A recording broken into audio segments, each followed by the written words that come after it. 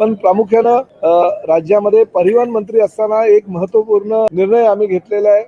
कालच लक्षवेधी विद्यार्थी वाहतूक करत असलेल्या बसेस किंवा विद्यार्थी वाहतूक करत असलेल्या ज्या काही गाड्या आहेत त्यामध्ये अपघाताची मालिका सातत्यानं होत आहे. गेल्या अनेक वर्षापासून आपल्याला ही कल्पना आहे की राज्यामध्ये रोड ऍक्सिडेंटचं प्रमाण हे मोठ्या प्रमाणात झालेलं आहे. याचं कारण आम्हाला कळलं की 40% जे पादचारी असतात ते अपघातामध्ये बळी पडतात. टू व्हीलर वाले जे असतात ते सुद्धा अपघातामध्ये बळी पडतात. अशी त्यांची संख्या फार मोठ्या प्रमाणात 60% तर बळी पडणाऱ्यांची संख्या ही रस्त्यावरून ट्रॅफिकच्या माध्यमातून किंवा क्रॉसिंगच्या माध्यमातून जे लोक ट्रॅफिकच्या ज्या सूचना असतात त्याचं अवलोकन न करत असल्यामुळे मृत्युमुखी पडत असल्याच्या गोष्टी आमच्या निदर्शनास आलेल्या आहे.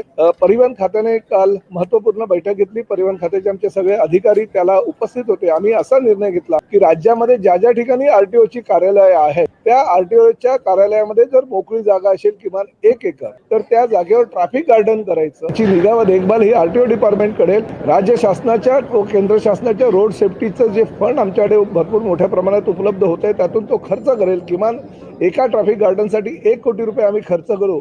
तर राज्यामध्ये 60 ठिकाणी आम्ही ट्रॅफिक गार्डनची निर्मिती करणार आहोत आणि ट्रॅफिक गार्डन मध्ये दर आठवड्यातून 1 दिवस हा आरटीओचा अधिकारी त्या ठिकाणी जाईल. शालेय विद्यार्थी, महाविद्यालयीन विद्यार्थी आणि सर्वसामान्य लोक म्हणजे विद्यार्थ्यांचे पालक सुद्धा त्या ठिकाणी येतील आणि ट्रॅफिकच्या समस्या किंवा ट्रॅफिकच्या सूचना ज्या आहेत त्याचं ते अवलोकन करतील, त्याचं मार्गदर्शन करतील, विद्यार्थ्यांना त्याचं महत्त्व पटवून देतील, जेणेकरून भविष्यामध्ये ह्या ट्रॅफिकच्या गार्डनच्या माध्यमातून अपघातांची मालिका जी आहे ती कमी होईल.